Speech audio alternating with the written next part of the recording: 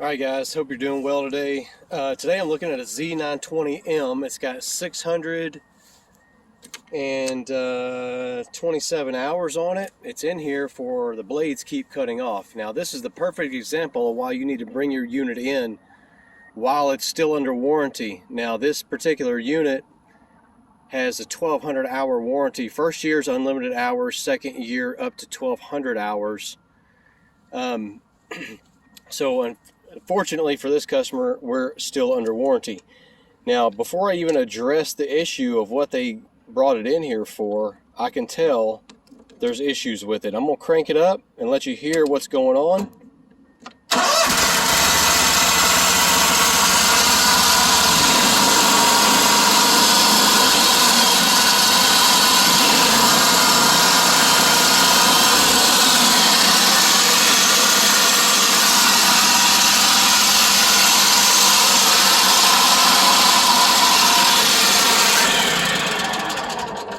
The engine just shut off. Let's see, that didn't even happen before.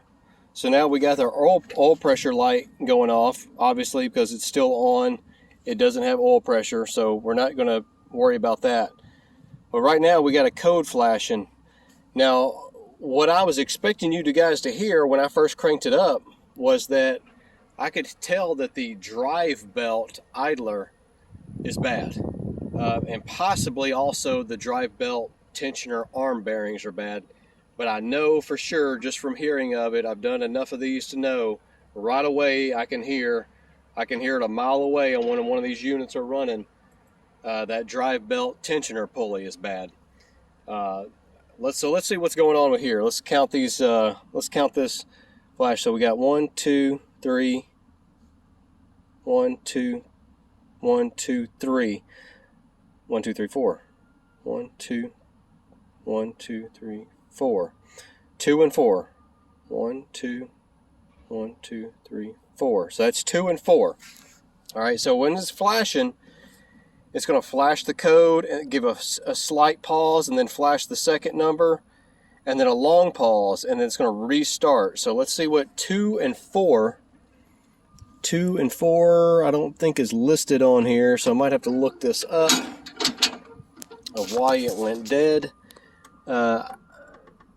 These are the common diagnostic codes. 1, 2. 1, 2. 1, 2, 3, 4. So 2 and 4 is what this thing is flashing. I don't know why it's flashing that. We're going to find out, but one thing for sure, one thing you want to do on all your units, whether you're a commercial mower, have a commercial unit or a residential unit, figure out what that warranty is, bring it into a dealer before it goes out of warranty. All right, and then what my job is, I'm going to go through this thing with a fine-tooth comb, and anything that I can justifiably replace under warranty is going to be at no cost to that customer. I'm going to check the idlers, I'm going to check the wheel bearings, the spindles, the tensioner.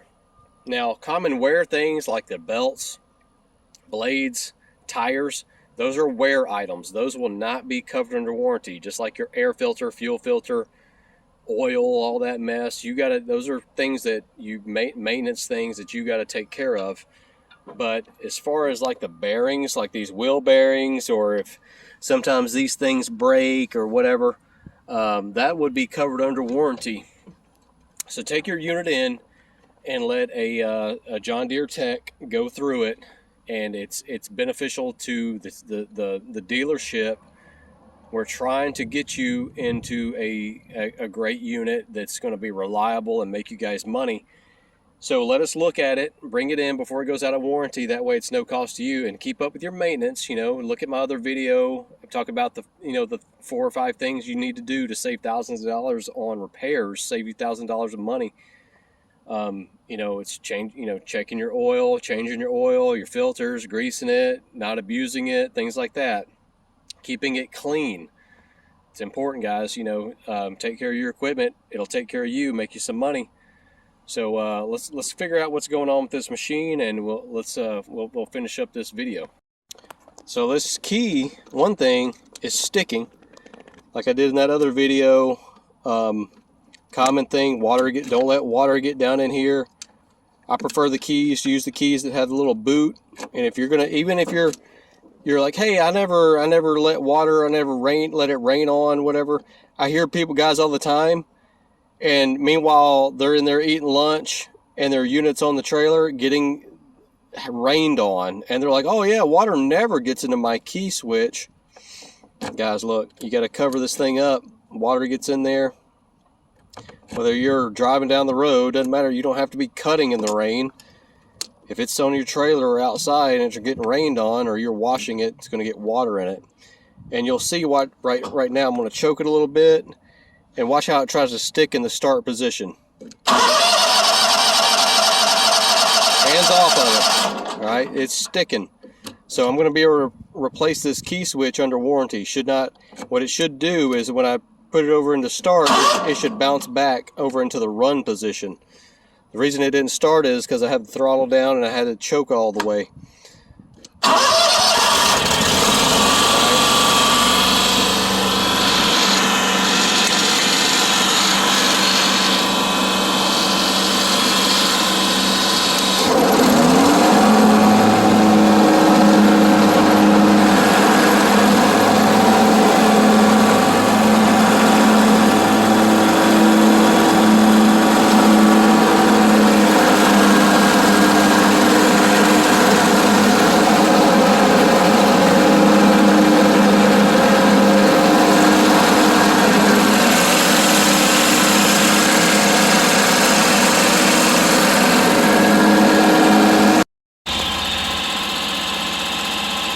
Guys, I was just cutting, and the blade, I was just cutting, and I was coming back on my pass. I had it at full throttle, and the blade shut off. And that's what the customer's complaining about. Now, I haven't shut off the motor, because if I shut off the motor, my diagnostic code is going to stop. So this is a different code from what was being flashed before. So let's see, 1, 2, 3. 1, 2, 3, 4. So I got 3 and 4 now. The PTO shut off while I was cutting. I'm going along here full throttle, cutting along, and it shut off. So when this happens, don't cut your mower off right away. Look at what that diagnostic code is. I recommend take out your phone and record it. Let it cycle through a couple of times. That way there's no confusion. And when you guys go and turn it in and you talk to the service writer or mechanic, you're going to be talking to a service writer mostly. And the service writer is kind of like the bridge between you and the mechanic, okay? The technician. A lot of things get lost in translation. You need to give as much information to that service writer, and you service writers need to take as much information from the customer to give the technician, so the technician has as much information he can quickly and accurately diagnose that problem, get it fixed, and get that customer's unit repaired and back into service. All right, so I've cut the mower off. Now I'm not, it's not going to show the code anymore unless it stops again. So it makes a difference if, like I'll see that all the time our service writers will write up, okay, blade's not engaging. Well, I'll start it up and drive it around for 30 minutes and they work fine. I need to know as much information as possible to correctly diagnose your machine. Is it happening after an hour? Sometimes the service writer will say, unit shuts off. Well, what does that mean? The blade shut off or is the engine shut off? Okay, it's two different things. So make sure when you're talking to your service writer, the blade shut off after 20 minutes, after 30 minutes, it shuts, or doesn't start at all. Because they have the tendency to just say, okay, PTO switch. They think that solves all the problems. It's hardly ever that issue. And another thing about bringing it in under warranty, guys, I replace clutches and spindles. I do thousands of dollars worth of work to John Deere equipment on a daily basis. Like this clutch on this unit is probably about $500-600. And if this got bad bearings in it or something's wrong with it, I can replace it for free. But if you let it go out of warranty, you're going to have to pay for that. So, and they'll update parts. They'll try different parts, and as they have issues with it, it's human error. It's all kinds of things happen. they upgrade the parts. That, you know, they're trying their best to have a quality product. And in my opinion, is John Deere has probably one of the best commercial mowers. We're down here in Central Florida. We got, you know, Disney or, you know, Universal. We got rich people. We got people like Tiger Woods and all these baseball players, basketball players, golf players, famous people down here. They don't cut their own grass. They hire professional landscapers to cut their grass, and they don't have small yards. They have acres and acres and acres of grass. And we work on a lot of John Deere. So it's not like that John Deere are pieces of junk because I'm doing stuff daily on them. It's because we have so many commercial landscapers in this area, and John Deere probably has one of the best units and the best warranties on their units, and I do a lot of the warranty stuff on the units. So what I'm going to do, I got 2 different codes here that I'm going to have to look up and see what's going on. One, that engine cut off. It was just sitting here. I was doing a walk around with you guys, and it just shut off. It kind of surprised me. I'm hearing that the drive belt tensioner is bad. I was hearing something in the engine, sounded like something's bad with that. And I also have the clutch, you know, basically PTO clutch blades shutting off randomly as I'm going along just cutting. So I'm gonna dive deep into this thing and let's see what's going on with it. All right, so we got bad clutch bearings. That's so bad.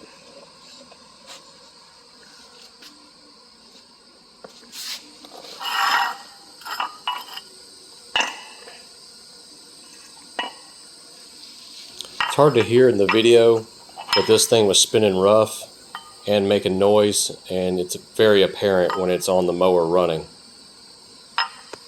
And as I come back up here, I notice these lights flashing with the key in the off position. That's a big warning sign. You need to disconnect that battery as soon as you can, because at any moment it could try to start starting the motor even with the key out of the ignition. Alright guys, this is the same unit. I'm done making all the repairs on it. The codes were flashing because of the this ignition switch. Causes a lot of problems. It'll do all kinds of weird things.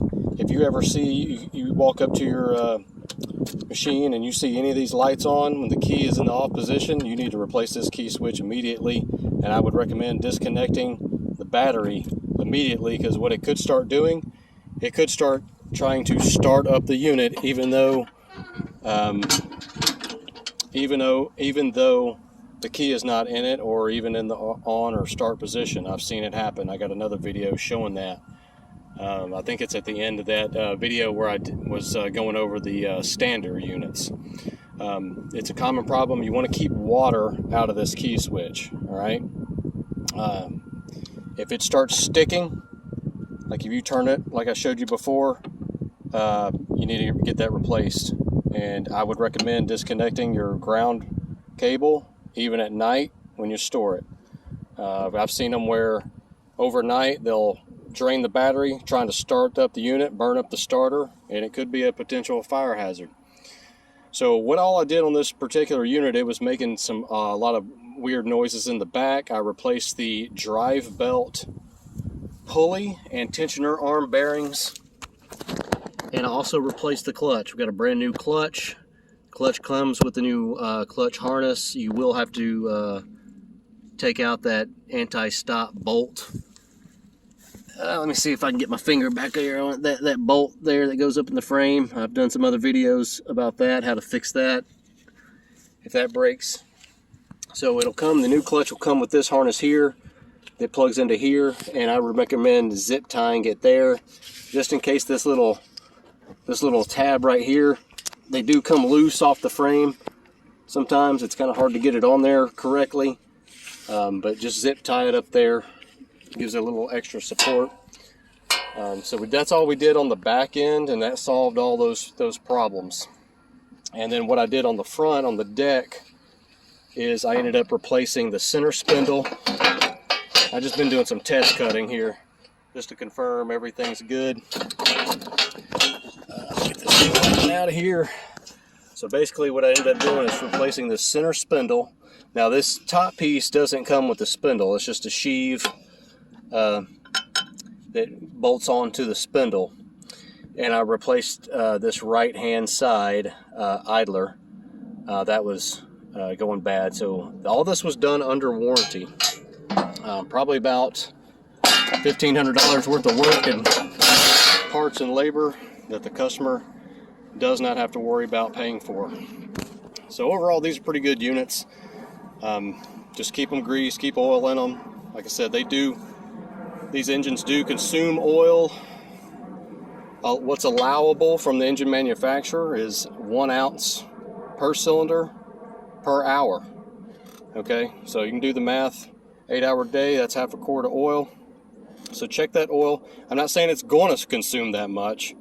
If it's consuming more than that, that's the allowable limit. If it's consuming more than that, you need to take it in and figure out what's going on. Overall, these are pretty good units. One other thing you might have an issue on these, sometimes these seat bolts come out. I may do a video on that soon. And you see there's like a little spacer there. Well, that bolt that's in there will come out of the seat frame, and they have 2 spacers usually on the front. And sometimes they're not quite long enough. Here's a good picture of it right there. See, it's got 2 spacers right there.